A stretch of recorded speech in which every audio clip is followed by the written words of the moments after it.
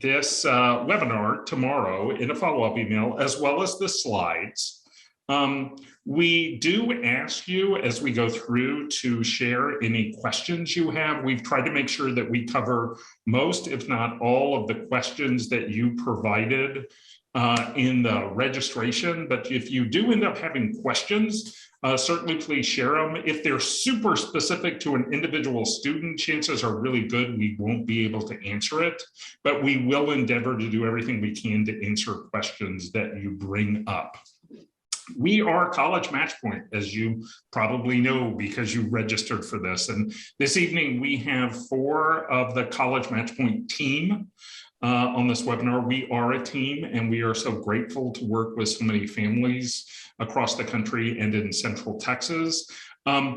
Our vision is that students can thrive in the college they select. That vision is a vision of abundance. That vision is a vision of a school that a student loves. We will likely go through some trends tonight that may force you to violate our mission. And our mission is to reduce stress for students and parents. And so we are going to try in every major trend we cover to talk about implications. What should you do? Now, we do want to encourage you to take a deep breath, to understand there are so many colleges and so many majors and so many opportunities. And for any of the students that have joined us this evening, first off, congratulations for finishing up your academic year, and understand you have so much opportunity in front of you, even with some of the information that we're going to provide. So again, welcome. We're so glad you're here. Share with us any questions you have as we go through. So again, as Bob said, welcome. We are thrilled that you're here. And what we're going to be talking about is the trends from the 2022 college admissions cycle. Now, how was the class of 2022 different? You know, really, if we were to frame this, we've been in an arc of some shift since COVID. So we've really seen this now in 3 classes. And so if we look at 2022, what we saw is a significant amount of application inflation. In short, a whole lot more applications. So we're going to take that apart tonight. We also saw the impact of test optional. We saw more students applying to a limited number of popular majors, and we'll take that apart. And we saw colleges really focused on their yield. In other words, how many people are going to say yes to us? So those are a few of the things that we saw that were different this year. Now, there's been some drivers of the hyper-competitive admissions for a while. So I think it's helpful to review those just a little bit to give us sort of a foundation for understanding what we're talking about. One is just simple math. The colleges are admitting about the same number of students, and they're getting more and more applications. So therefore, we're seeing the denominators getting larger, and that's impacting this. We're also seeing some changes in cultural norms that have been happening over time. But I think, you know, I've been doing this for about 15 years. We're definitely seeing it change, which is more pressure for name brand colleges and grade inflation. So the way grade inflation can play into that a little bit is that a lot of students have a lot of A's. And so then it can feel like that there may be great candidates for certain colleges. So that's definitely playing a piece in it. Now, the colleges are also playing into this. Many students will say, oh, this college just sent me a letter, they want me. And that's a marketing that colleges are doing to students. And what they want is for you to apply. They may or may not want to admit you. And so they're wanting to keep increasing that selectivity. And one way to do that is through mailings. The final thing is technology, and we will talk more about this tonight, but as the common application, which is that one central application that many of the colleges, especially the more competitive colleges in the country, use, it's become much easier for students to apply to more colleges. So let's talk a little bit, dig into why the increase in applications, because there's a lot going on here. We've seen the application inflation happen. We've seen about a 20% growth in applications from that 2020 period to 2022. Texas applicants are up. Texas applicants are also attractive to many colleges around the country because we are an area that's growing with students. Now, if we look at the big public universities, I think this is a really interesting spot to kind of dig in a little bit, because there's a number of things that we saw happen at big state colleges that surprised us this year. One of them was that as colleges come on the Common Application, they get more applications. And so like Auburn is one where two trends collided, if you will, okay? One is that you had Auburn going on the Common Application, and then you had Auburn also becoming more difficult as they were getting those more applications. And the way they did that was on the test optional side. So they took more interest in tests than they had in the past. So there was kind of a couple of things going on. If we were to look at a UC Berkeley, what we've got going on in the UC system is a really big push by the state to accept more in-state candidates, which is pressing out of state. And then you put into that also that increased number of applications, and it's becoming even more and more competitive. The other thing that I would say that we have seen in the Southern schools is a real push towards more focus on test scores, and that was a little bit surprising to some students. But these numbers will also relate to, and Bob will talk about this later, where you don't see the admit rate even smaller is in some of the really popular majors. And that's, I think, something that really surprised students last year, is some schools that they thought they might get in, but they were going for those majors. So a lot going on in the big public flagships, universities. And the last thing I would say about it is that one of the things is, as students apply to the more selective schools and they get more selective, many students are going for adding in these kind of, flagship public schools, which has then increased that number too. So as I said, a lot going on in those big public universities in the last year. In addition, we have seen the selective private colleges over the last few years become more selective. And if you look at these numbers, some of them are just mind-boggling in terms of the just large increase in applications in a short period of time. One of them that's caught a lot of people's eyes, Northeastern, which if you just look, probably 5 years back, Northeastern was probably a 35% acceptance rate. It's down to 7. So, it is on fire. It's on fire because its co-op program is very attractive, and it's in Boston. So it has a lot of things that students want. Therefore, it's becoming more and more selective. Now, you'll notice that some of the Ivy League schools chose not to release their admit rates, like Stanford. We know that like Harvard and most these schools are sitting around the 3 to 4%, right in there, maybe even a little lower. So definitely becoming more selective as well. One area we thought was especially interesting just to take a case study of, because this is a trip that many students will take as their first college trip. They'll go to Boston. They usually see Boston University, Boston College. Many times they see Northeastern, Tufts, possibly Harvard and MIT. Look at what's happening in the Boston colleges. They're just plummeting in their admit rates, and especially over this arc of time. The reason we thought it was interesting to hone in on this is some of this is regional.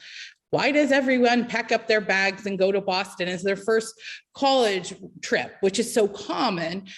Because it's kind of the premier college town in America, right? Like that, there's over 35 schools there. There's tons of students there. And it just kind of reeks of college activity and academia. And so one thing, as you look at this and you see the application growth of something like the Boston region, one possibility for families is to move your regions a little bit, because look, everyone is going there. So we'll talk a little bit more about how making some regional shifts in your college list could definitely help you. So what are the implications when we look at this massive increase in, college applications? A balanced college list is the key, and I do mean the key, to making sure that you have a really good college experience as you're applying, right? A college application experience. Many students are putting so many reach colleges on their lists. And what we're going to suggest to you is that you spend more time on your possibles. Those colleges, what we call a possible, is you match with them academically, extracurricularly, across the board. Because if you have all A's, but you haven't taken a lot of rigorous coursework, and maybe you don't have a test score, and you've done a little bit of leadership, like that's you're going to need to look at a different group of possibles, because all those factors are coming into account. So one of the things you really, and parents, I really encourage you to spend time with your students on this. Be curious about the possible schools and the match schools. Go visit them, because we did a thing with our students this last year that was really helpful. We actually made the students really be able to articulate in much greater detail why they would want to go to their match schools and their possible schools, so that if that did become what happened, that they were going to be happy with those choices. So our number one piece of advice is making sure that you have a balanced college list. The other thing, as you're doing that, how do you know what you want in a college? I think that we have become much more focused on name brand, which there's a lot of great name brand schools, and there's a lot of good schools that don't fall in that. But trying to think about what the student wants in the classroom, in the community, what has worked for this student in the past? Where do they thrive? Do they do great in a big lecture hall? Do they do better in small groups? All those kind of things. Spend more time thinking about what the college environment for the student is going to look like and feel like before you start getting to names. And then make sure that you're also considering your financial parameters. That's going to be an important thing to know out the gate. Also, your location parameters. Are there certain places that fit better with your family? And finally, as I said before, a variety of acceptance levels, because no matter how bright a student is, a 3% acceptance rate is a big reach for every student. There's not a student that's not a reach for.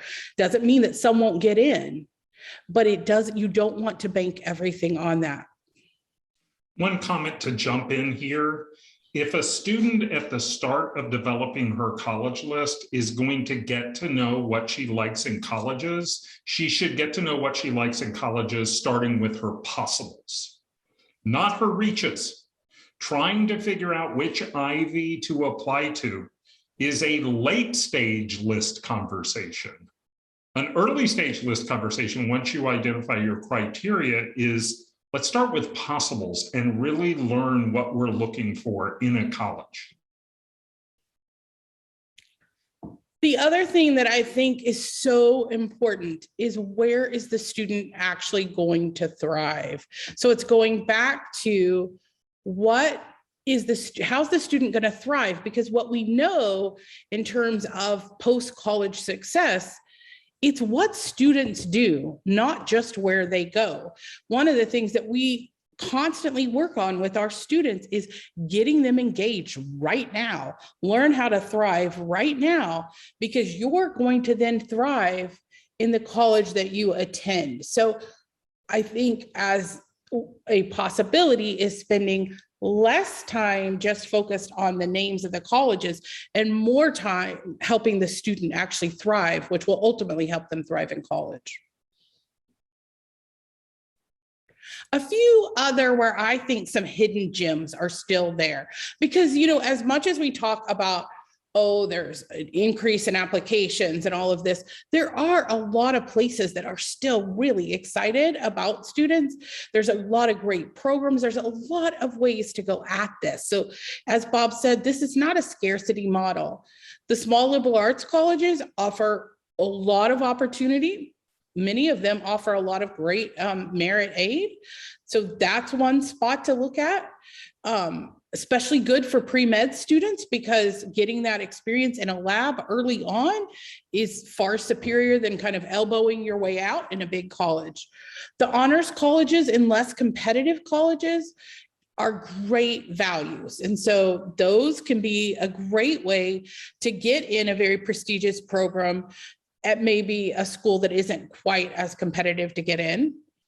In general, I would say the Midwest there's still some real opportunity there. Now, I would throw a few schools like Northwestern and U Chicago probably don't fall into that camp, but there are a lot of great opportunities in the Midwest. And I think we do see that they are a little less competitive because of region. Again, a lot of this does not have to do with the actual quality of the education.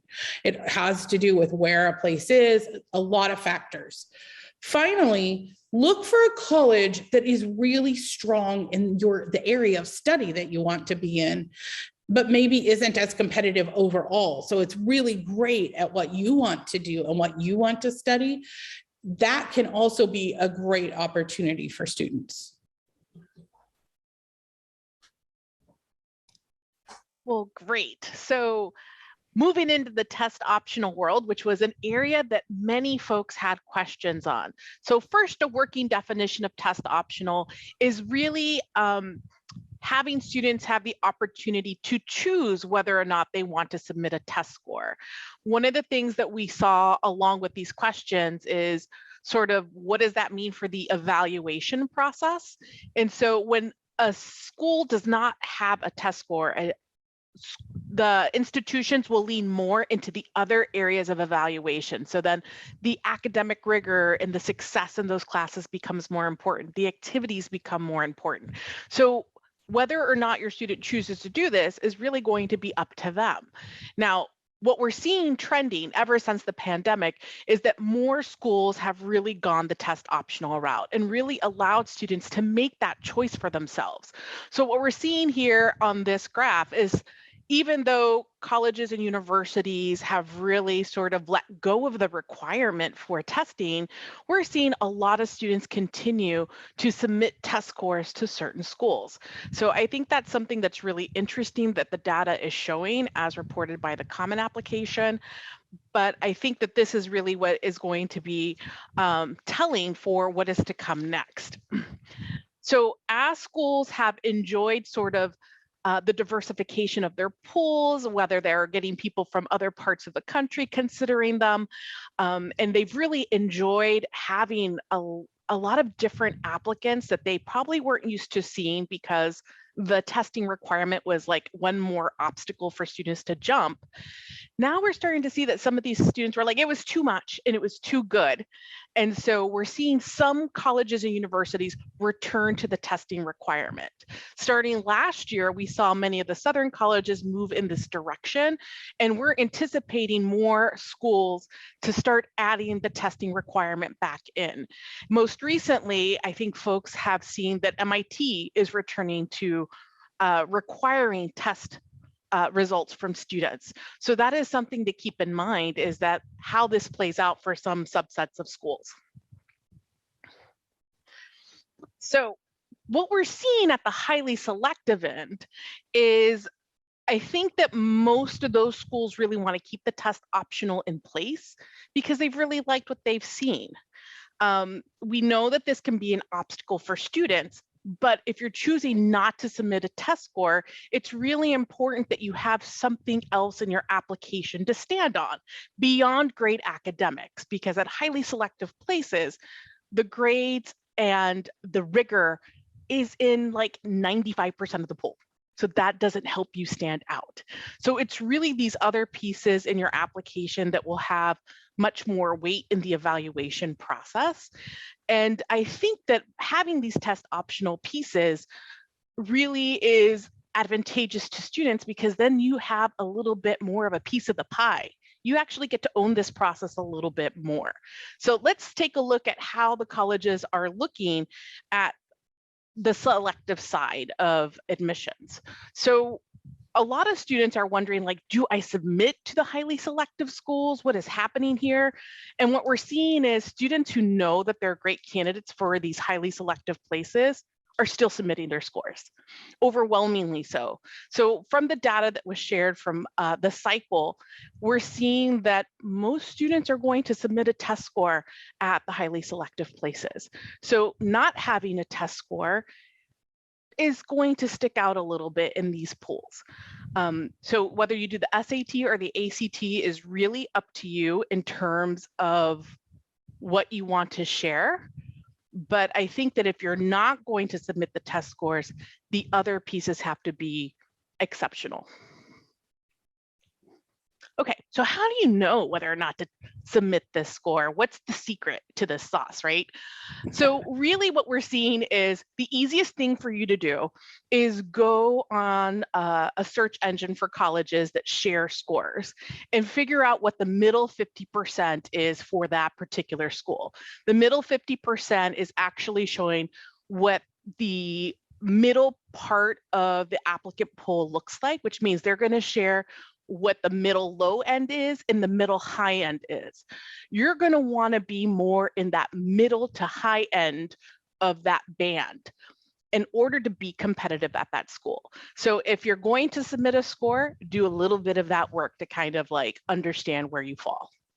Claudia, will you speak to, you had mentioned to me about schools that are rapidly increasing their admit rate. Can you talk about how you might consider your score at a school like that? Rapidly, tell me more. Like, in other words, they're really going up, like it's becoming less and less, it's going down actually. Yes. So sorry, I'm going the wrong direction. It's like, becoming more and more competitive. So in a school where it's becoming more and more competitive, talk a little bit about what the strategy is there. So for schools that are increasing in competition, so if you're looking at places like Northeastern, or what I suspect is going to be happening at Auburn, where you're seeing this high demand for this particular school and lots of people are submitting their scores and submitting applications to these schools, when you need to determine whether or not you need to submit a score, you better be on that higher end of the middle 50% to be competitive, if not exceeding that middle end.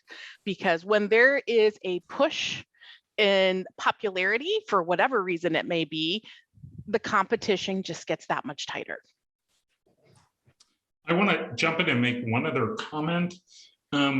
We do see many students go back and try to take one more test in August or September of their senior year because they want to have that turbocharge to their application. This evaluation of to submit or not submit is a school by school evaluation. Unless a student is in the top quartile of test scores, you really are going to want to spend some time school by school looking at this 50% range and really getting a sense of where a student's score fits in that range. One question that just came up that I think we can answer live before we go to the next section. Claudia, do schools care if a student submits an SAT versus an ACT? No, by and large, like in my experience, having worked at a lot of highly selective schools, the schools don't really care. They just want a score that they can work with and that they understand, because the score is serving as a way to understand what the student's ability are within a national context.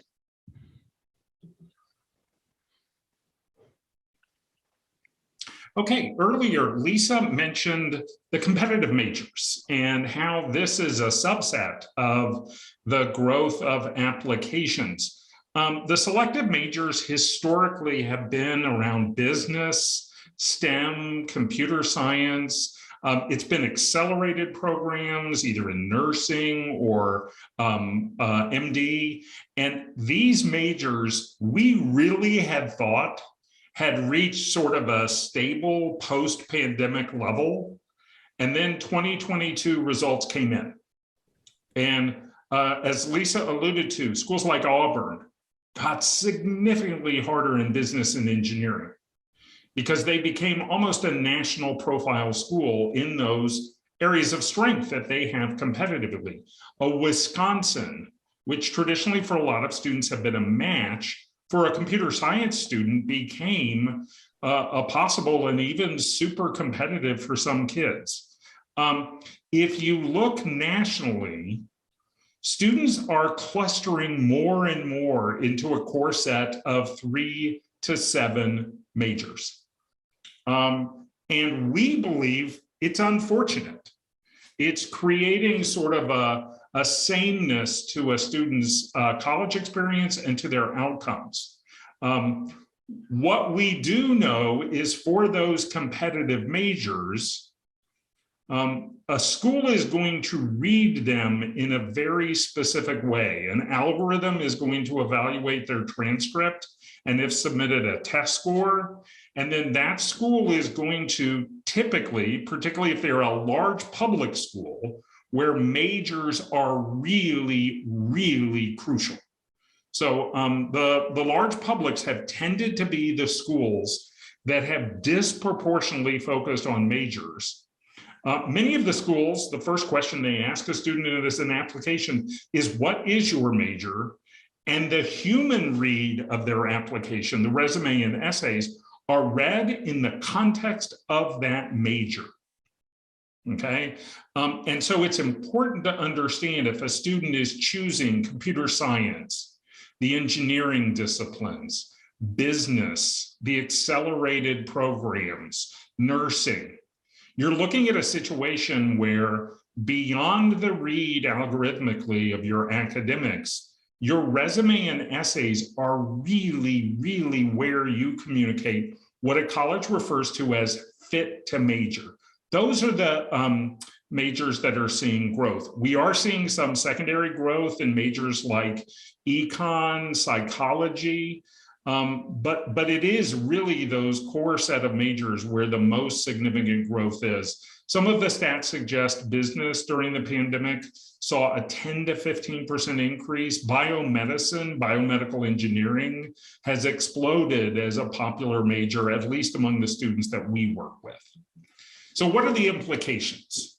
The first implication is honestly that in that fit to major, schools are looking for a depth of engagement. And to be clear, they're expecting that students will not simply stop at involvement. Think of it almost as extracurricular inflation. That you have students who are joining clubs as an experience of their involvement, and that is great.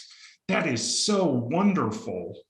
But for students targeting large public universities and hoping for competitive majors, we are actually seeing many of those schools expecting a resume or their activities to communicate 3 to 4 activities that show initiative and impact, that communicate not just that they were interested or they got involved, but if they're a computer science student, that they took the initiative to work on a programming project with other students. And the impact of that program is that it might have gotten listed on the App Store and have multiple downloads.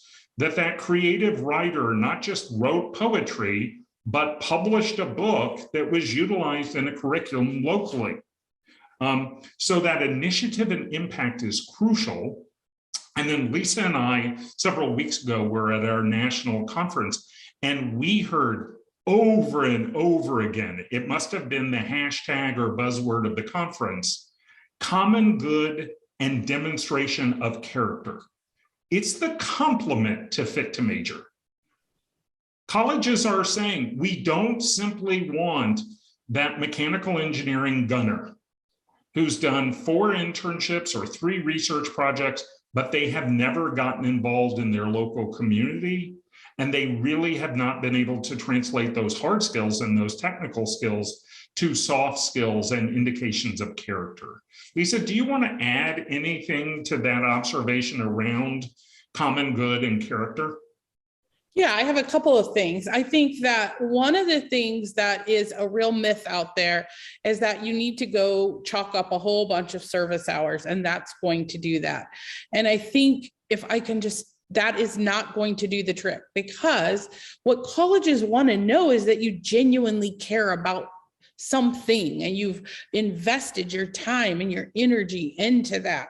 So you need to go, the running up a bunch of hours is really not what this is about. And it hasn't been for a while, but it seems to still sort of be the thing of the moment. So way better than, hey, I got 100 hours is, if you got 100 hours, did you get 100 hours focused on something you're trying to really make an impact in? And this is across all colleges. This is all the way across, little institutions, big institutions, privates, publics.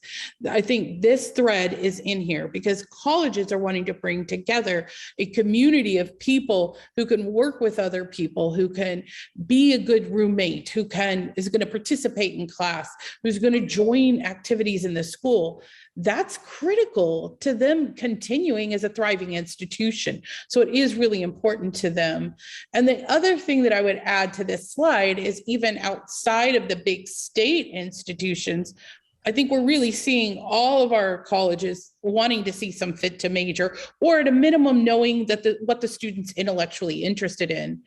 And in your highly selective schools, this showing initiative and impact is 100% critical in order to be a candidate that's going to be viable. So as Claudia mentioned, there's so many students who have the grades and test scores, so those academic pieces, in engagement is where you have to shine. And that can be in your major, and that's going to be critical in have done in your major if you're going for one of these very competitive majors. But it also could be outside of that major too, but without significant initiative and impact. And that's usually student driven. Like, you usually kind of can see the kids that will do that. They're going to usually take that upon themselves. But those factors really important in this character piece. Like Bob said, it really did feel like a beating drum with every presentation we heard. So I think that's not really new, but I think the volume on it is going up for sure. It's oftentimes hard for adults, even students, to visualize what does Fit to Major look like in terms of an application. How is it communicated? This is an example resume of a student applying to a competitive business program. And what we always try to say to a student is, your activity plan has to be based on who you are, what motivates you, what your talents are. But in that activity plan, as you advance in high school, initiative and impact are much more motivating. For many students, this activity plan is about having a great high school experience. Yes, a college cares about it, but all the studies, most recently Gallup, indicate students who are deeply involved during their high school years thrive academically in high school and college and are more hopeful about their future. Certainly at this moment, there are so many students that have that need for hope, that need for a future that excites them. And so we really encourage students, and it's part of our work almost every meeting with students, talking about activity plan with a focus on initiative and impact as they become sophomores, juniors, and in their senior year. And if some of you have younger kids, one thing just on the resume, there is totally the place for involvement and interest. So if you happen to have students who are younger, then you're not going to jump to initiative and impact, right? So I always like to say that because I know on these webinars, we have a wide range of students on here and parents of students. So if a student is in the 9th to 10th grade, really what we're wanting is for them to do some exploration to be able to find that area that they want to go deep in. So that's why they need a long runway in order to be able to do that, because you got to have the time to kind of get calibrated to high school and all of that, try some things on, find some things you don't like before you find the things that you maybe do like and really resonate. So we're not at all opposed to interest and involvement, but as Bob says, you've ultimately going to need to be able to show something deeper than that.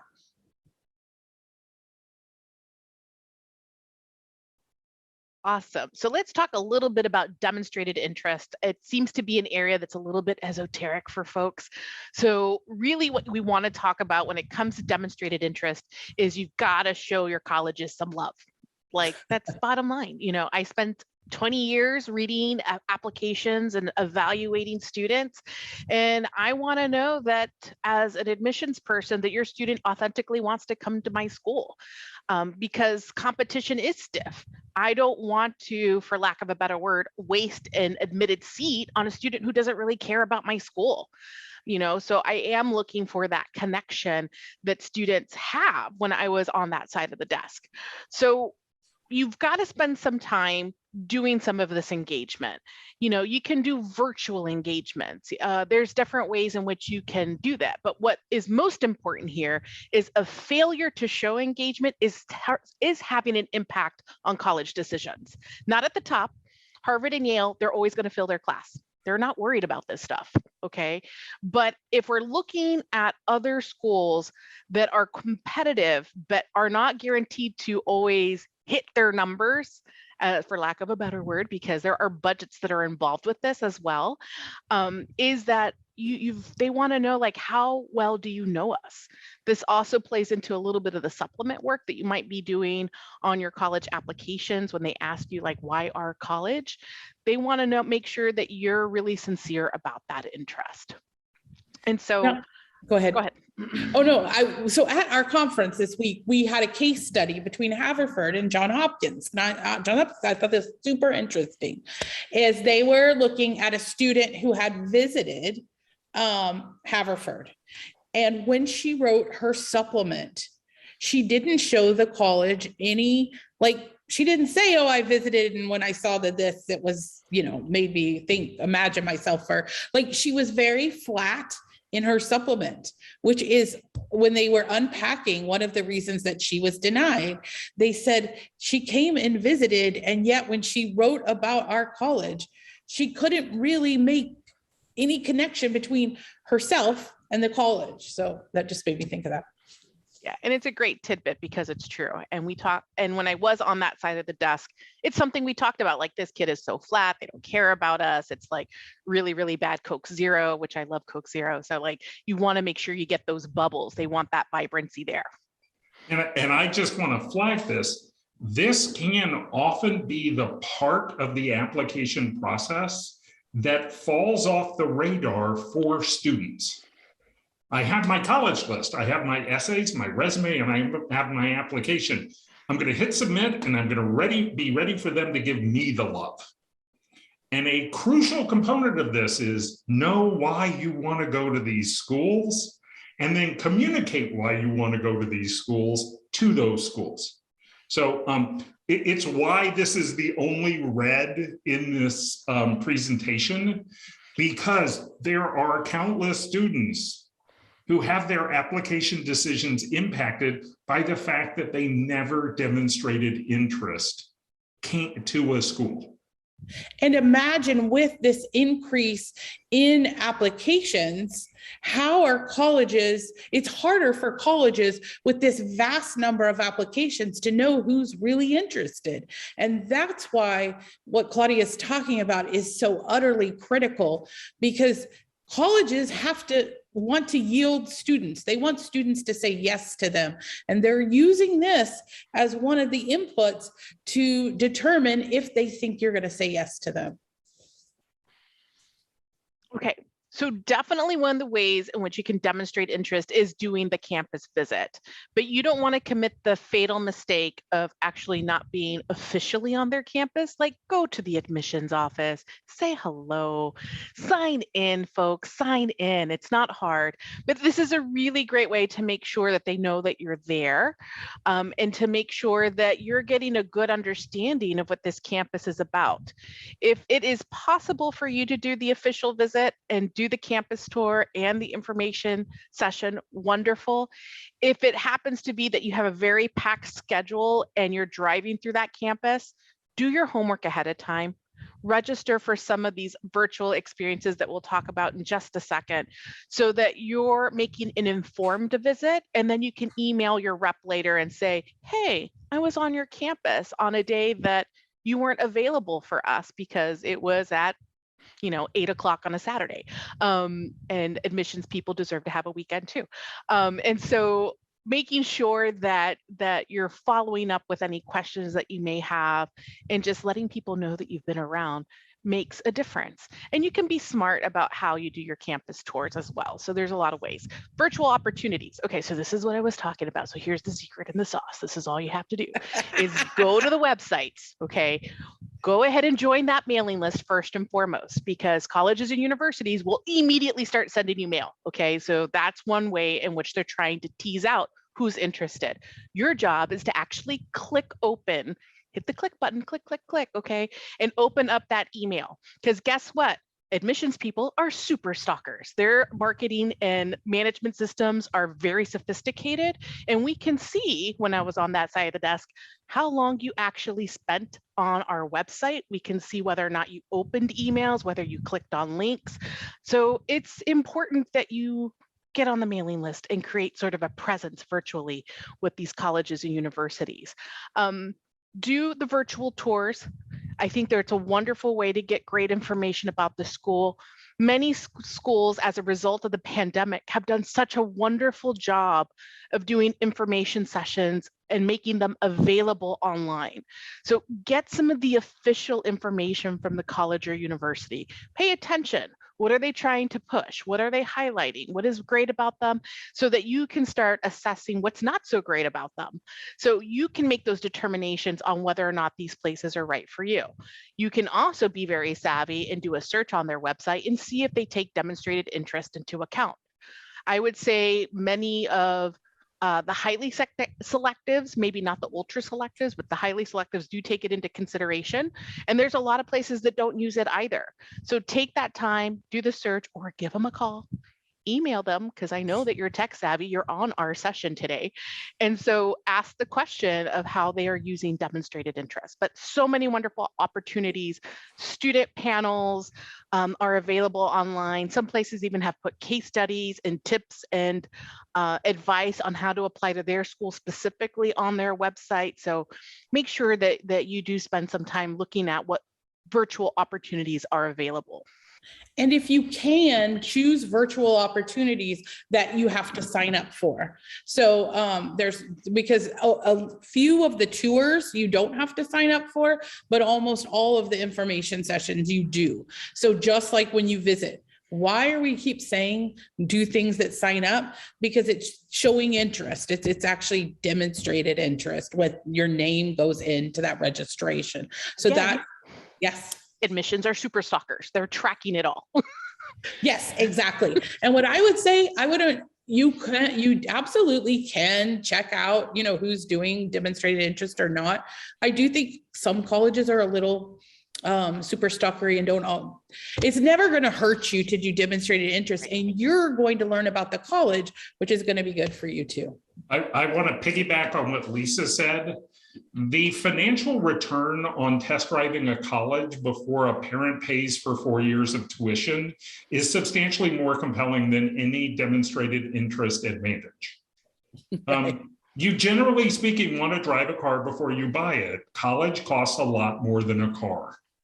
And so understanding what you love about a school, understanding that my student went to a panel, several colleges yesterday announced that this month they have panels for LGBTQ students to really get a sense of what their campus culture and experience is like.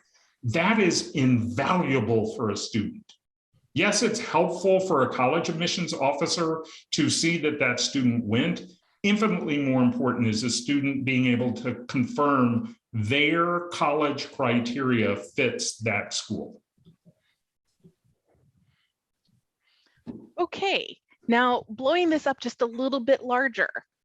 When colleges are crafting a class, because that's their job, is they're creating a mini community, they have to have many different pieces to that composition, okay? It's not just about having everyone that looks the same, does the same stuff. Not everybody can be in the marching band and go to the same college, because then who's gonna play the sports? Who's gonna do the service activities? So you need a little bit of everybody on a campus.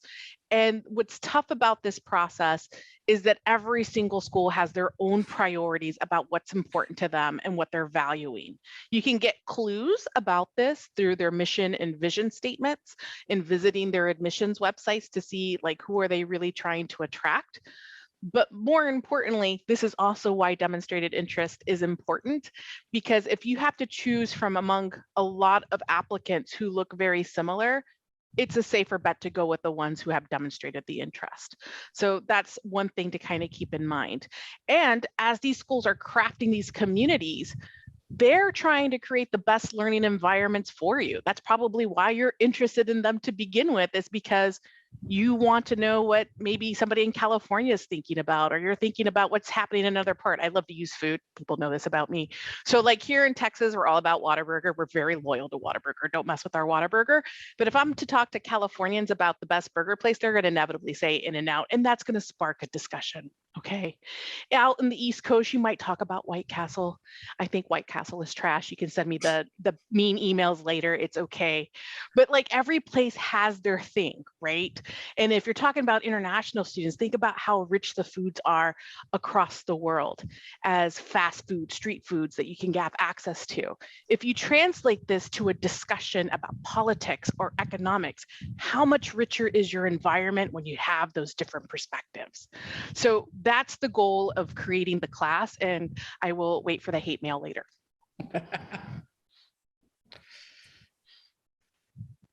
All right. Here's the other side effect of having so many applicants and not knowing whether or not they're going to come. So demonstrated interest, the ultimate way to show demonstrated interest is actually to apply early decision. So this is really hard for a lot of families to kind of digest, because they're not understanding why colleges can't do more.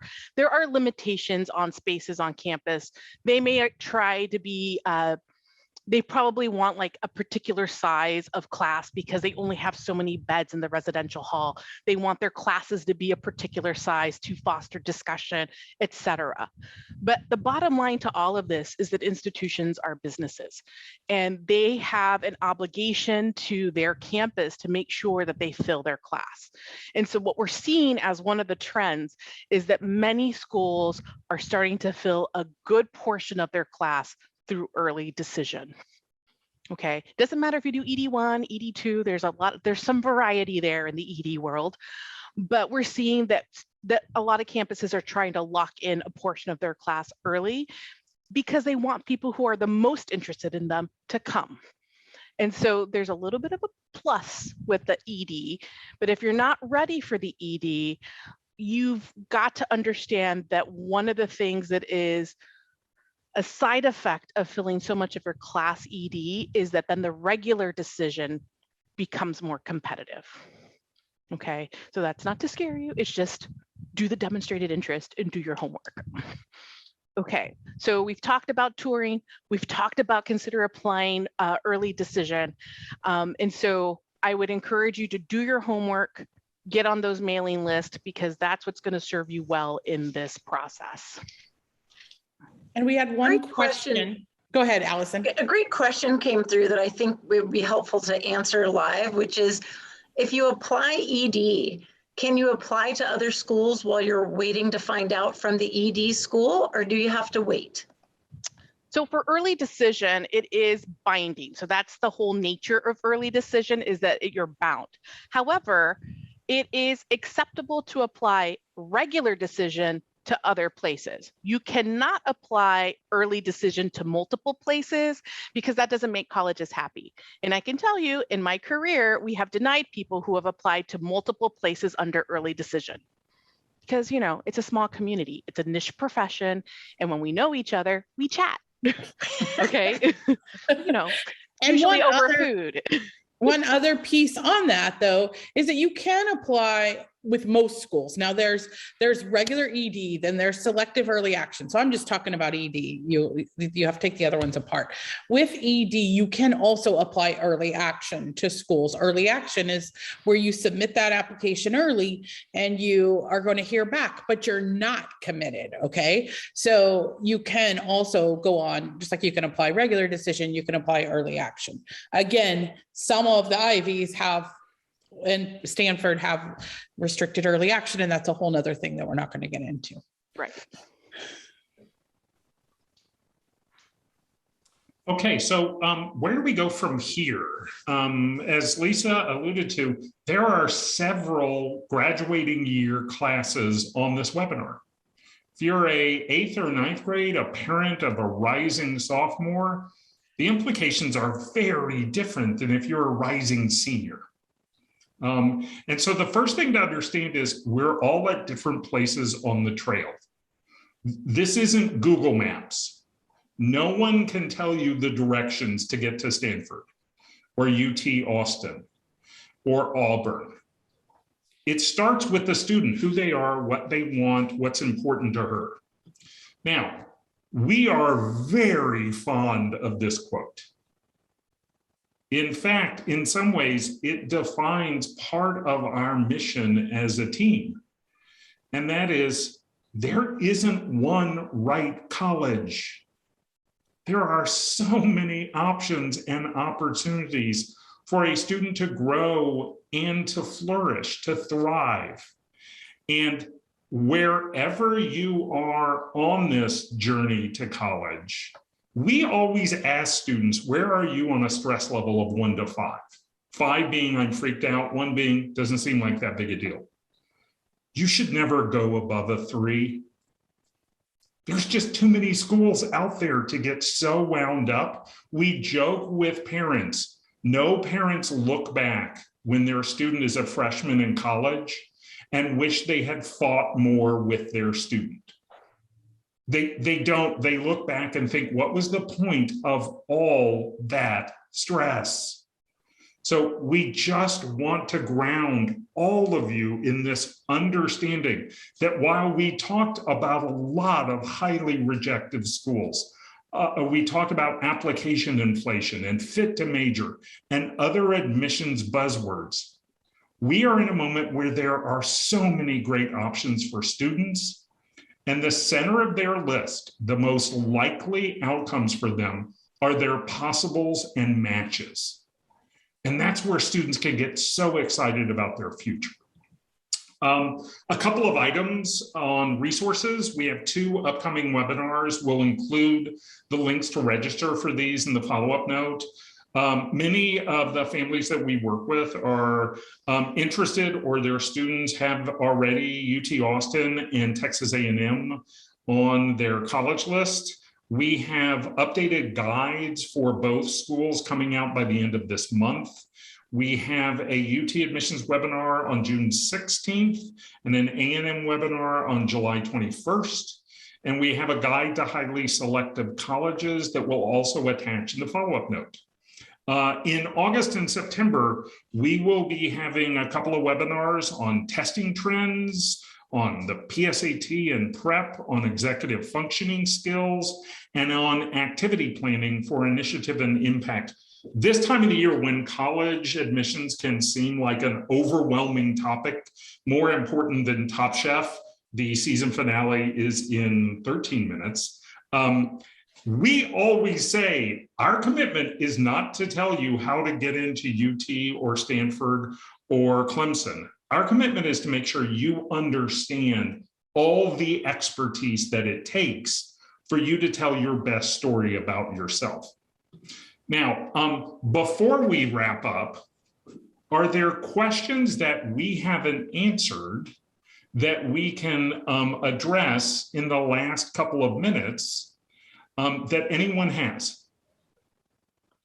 And while you're typing, if anyone's typing a question in, I realize one thing I forgot to mention when I was talking about the big flagship universities and the common application, that both UT and A&M will be joining the common application this year, which would suggest that they likely are going to see a big increase in applications. So that's just a teaser for our upcoming webinars. And let's see if we have any questions.